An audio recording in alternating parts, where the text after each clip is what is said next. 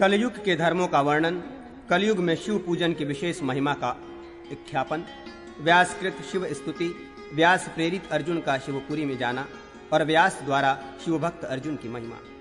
व्यास जी ने कहा, कलयुग में मनुष्य सदा तमोगुण से आवृत रहते हैं, इसलिए माया, असूया, गुणों में दोष दर्जन तथा तपस्वियों को वध में ही लगे रहते हैं। कलयुग में प्राणहंता रोग, निरंतर भूख का कष्ट, अवकर्षण का भयंकर भय तथा देशों का उलटफेर होता रहता है। कलयुग में उत्पन्न हुए दुष्ट मनुष्य अधार्मिक, सदाचार से रहित, अत्यंत क्रोधी, दुर्बल चित्त वाले तथा लोभी होते हैं और झूठ बोलते हैं। ब्राह्मणों के असत उपदेश, असत अध्ययन, दुराचार तथा दूषित शास्त्रों के अभ्यास और बुरे कर्म के दोष से प्रजा में भय उत्पन्न होता है। द्विजाति लोग कलयुग में वेदों का अध्ययन नहीं करते और न यज्ञ ही करते हैं। अल्प बुद्धि वाले, यज्ञ करने की योग्यता से रहित लोग यज्ञ करते हैं और अन्यायपूर्वक वेदों को पढ़ते हैं। कलयुग में शूद्रों का ब्राह्मणों के साथ मंत्र, योनिशयन, आसन और भोजन के द्वारा संबंध हो जाएगा। नरेश्वर, अधिकांश राजा शूद्र होंगे जो वस्तुतः राजा होने के लिए अयोग्य होंगे। वे ब्राह्मणों को पीड़ित करेंगे। भ्रूण हत्या और वीर हत्या प्रचलित हो जाएगी। कलयुग में द्विजाति लोग स्नान, होम, जप, दान, देवताओं का पूजन तथा अन्य शुभ कर्मों को भी नहीं करेंगे। कलयुग में महादेव शंकर, पुरुषोत्तम विष्णु, ब्राह्मणों, वेदों, धर्मशास्त्रों और पुराणों की लोग निंदा करते हैं।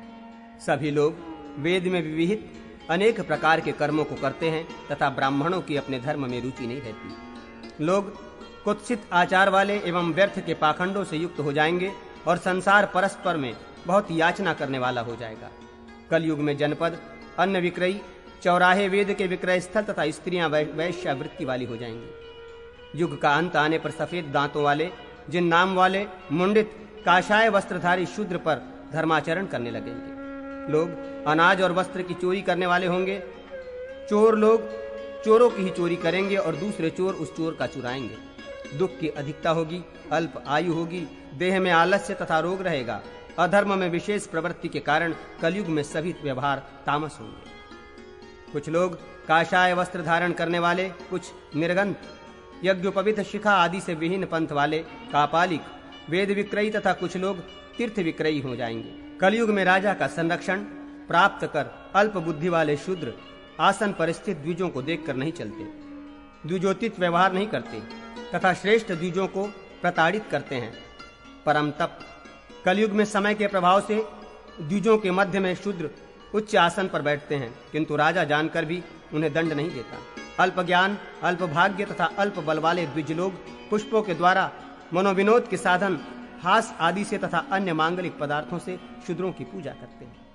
राजन, शूद्र लोग पूजित श्रेष्ठ द्विजों की ओर देखते तक नहीं और द्विज सेवा के अवसर की प्रतीक्षा करते हुए उनके दरवाजे पर खड़े रहते हैं। कलयुग में शूद्र से जीविका पाने वाले ब्राह्मण वाहन में स्थित शूद्रों को घेर कर स्तुतियों द्वारा उनकी प्रशंसा करते हैं और सेवा करते हैं। शूद्रों से जीविका प्राप्त करने वाले ब्राह्मण शूद्रों को वेद पढ़ाते हैं। घोर नास्तिकतावादी शूद्र वैदिक मंत्रों को पढ़ते हैं। जिनकी श्रेष्ठ द्विज के रूप में समाज में मान्यता होती है, वे लोग अपने तप एवं यज्ञ के फलों का विक्रय करने वाले होते हैं।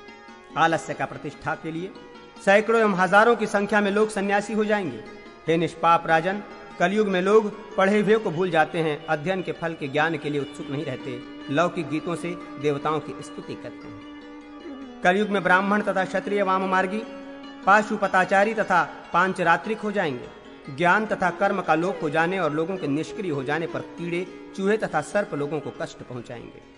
प्राचीन काल में दक्ष प्रजापति के यज्ञ में दधीच के शाप से दग्ध हुए द्विज ब्राह्मणों के कुल में उत्पन्न होंगे।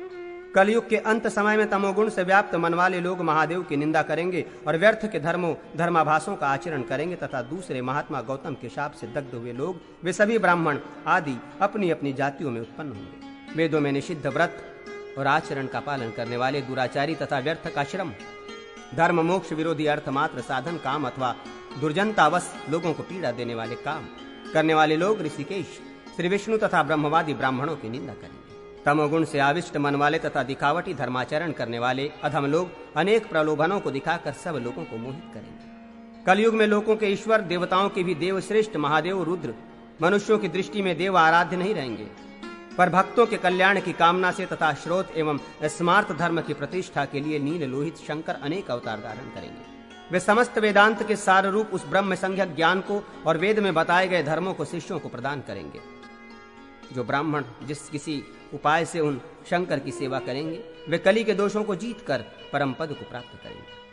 अनेक दोषों से दूषित कलिका का ये महान गुण है कि इसके युग में मनुष्य अनायास महान पुण्य प्राप्त कर लेता है। इसलिए महेश्वर संबंधी युग प्राप्त कर विशेष रूप से ब्राह्मणों को सभी प्रकार के प्रयत्नों से ईशान रुद्र की शरण ग्रहण करनी चाहिए। जो प्रसन्न मन से विरूपाक्ष, कृतिवासा ईशान रुद्र को नमस्कार करते हैं वे परम पद को प्राप्त करते हैं।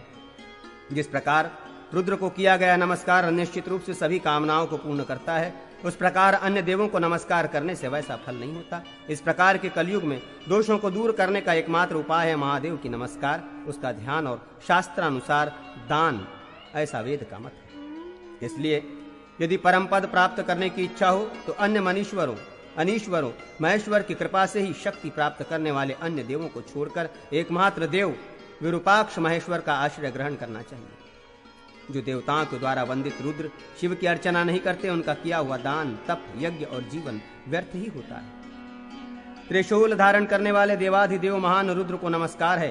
त्र्यंबक त्रिलोचन योगियों के गुरु के लिए नमस्कार है।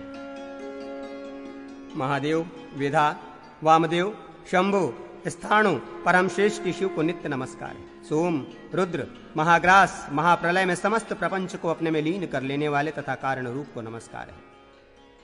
मैं विरूपाक्ष, शरण ग्रहण करने योग्य, ब्रह्मचारी, महायोग स्वरूप ईशान तथा अंबिकापति महादेव की शरण ग्रहण करता हूँ।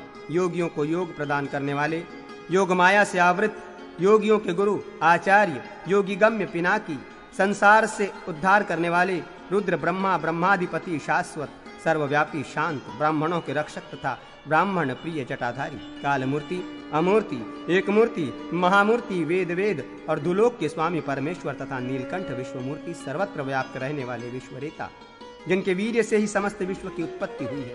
कालाग्नि रूप काल का दहन करने वाले, कामनाओं को प्रदान करने वाले एवं कामदेव का नाश करने वाले, चंद्रमा के अवयव को अर्थात द्वितीया के चंद्रमा को आभूषण के रूप में धारण करने वाले देवगिरीश, विशेष रूप से रक्त वर्ण वाले, ग्रास बना लेने वाले, महाप्रलय में सबको अपने उदर में डाल लेने वाले आदित्य, उग्र, पशुपति, भीम, भास्कर तथा अंधकार से परे रहने वाले परम सृष्टि को नमस्कार करता हूँ। मनवंतर की समाप्ति पर्यंत बीते हुए तथा भविष्य में आने वाले युगों, कल युगों का संक्षेप में ये लक्षण बताया गया है। निसंदेह ये मनवंतर के कथन से सभी मनवंतरों का तथा एक कल्प के कथन से अन्य कल्पों का भी कथन हो गया। बीते हुए तथा आने वाले सभी मनवंतरों में समान नाम एवं रूप वाले सभी अधिष्ठाता, देवता, सप्तर्षि तथा इंद्र आदि होते हैं। भगवान व्यास के ऐसा कहने पर श्वेतवाहन किरीटधारी अर्जुन ने ईशान भगवान शंकर में निश्चल परम भक्ति धारण की। उन्होंने उन सर्वज्ञ, सब कुछ करने वाले, साक्षात विष्णु के रूप में अवस्थित प्रभु कृष्ण द्वैपायन ऋषि को नमस्कार किया।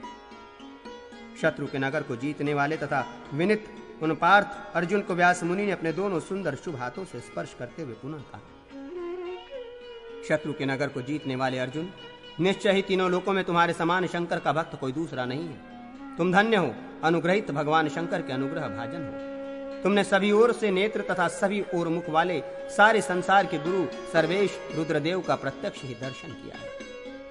ईश्वर शंकर संबंधी दिव्य ज्ञान तुम्हें यथार्थ रूप से विदित है। स्वयं सनातन ऋषिकेश ने प्रीति पूर्वक तुम्हें सब कुछ बतलाया था। शीघ्र अपने स्थान को जाओ, तुम शोक करने योग्य नहीं हो। शरणागत वत्सल शिव की पराभक्ति की शरण ग्रहण करो। ऐसा कहकर वे भगवान प्रभु व्यास अर्जुन पर कृपा करके शंकर की आराधना करने के लिए शंकर की पुरी को गए। पांडु पुत्र अर्जुन भी उनके कहने से शिव की शरण में पहुंचे और सभी कर्मों का परित्याग कर उनकी भक्ति में ही दत्तचित्त हो गए। सत्यवती के पुत्र व्यास या देवकी के पुत्र कृष्ण को छोड़कर अन्य कोई भी अर्जुन के समान शंकर की भक्ति करने वाला न तो हुआ है न होगा। उन सत्य स्वरूप धीमान पराशर के पुत्र अमित तेजस्वी भगवान व्यास मुनि को नित्य नमस्कार है। कृष्ण द्वैपायन व्यास साक्षात सनातन विष्णु ही है। इनके अतिरिक्त उन परमेश्वर रुद्र को यथार्थ रूप से अन्य कौन जानता है। इस सत्यवती नंदन पराशर पुत्र महात्मा योगी अवय विष्णु स्वरूप कृष्ण द्वैपायन व्यास ऋषि को आप लोग नमस्कार करें। इस प्रकार से कहे जाने पर सभी मुनियों ने एकाग्र चित्त होकर सत्यवती के पुत्र उन महात्मा व्यास को नमस्कार किया।